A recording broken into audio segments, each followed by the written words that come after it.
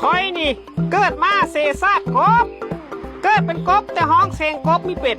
จักได้เฮ็ดนั่นเลยจักได้ห้องเป็นเฮ็ดแล้วเฮ็ดอีมันก็มีเป็นนี่นะหากินนดเสียงกับบ่มีเสียงกบจักอันจักเป็นเสียงเขาเลยเบิ่งหนาบัดนี่อันตัวที่กินเข้าไปกะมีมันเสียงกบจักเสียงเพิ่นเหมาะไปหอบไปกินเข้าไปกะบ่มีประโยชน์เพลอไปไกลๆรถไปโนดอันนั้นทิมจักว่าละหอเป็นกบบาดนี่ลองมันก่อนนะเอาหอมีอ้อซ้ำเอามีอ้อซ้ำบาดนี่โอ้ตายลองโนดมีก่อนนะเบิ่งนะเสร็จแต่ลองเบิ่ง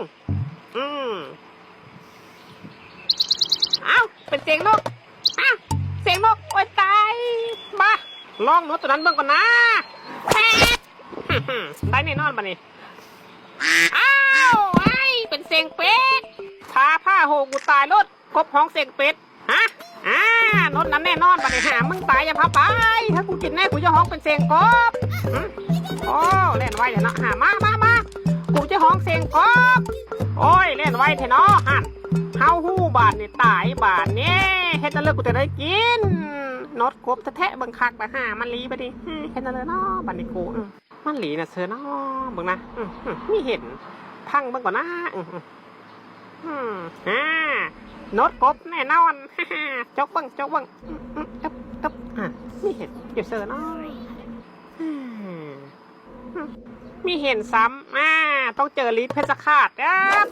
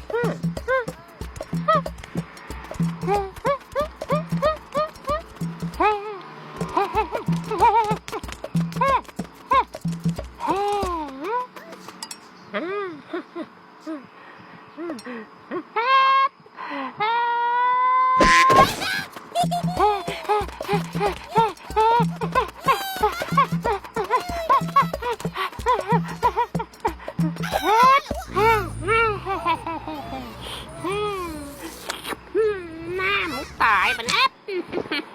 จับเนี่ยเห็นเอามาลองหอมมาดูบาดเลย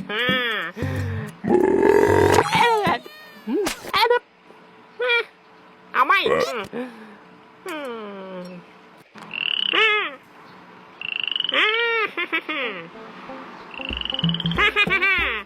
เป็นกบเต็มโตแล้วค่อยใหญ่แล้วมีเศษสัตว์เกิดเป็นกบแล้ว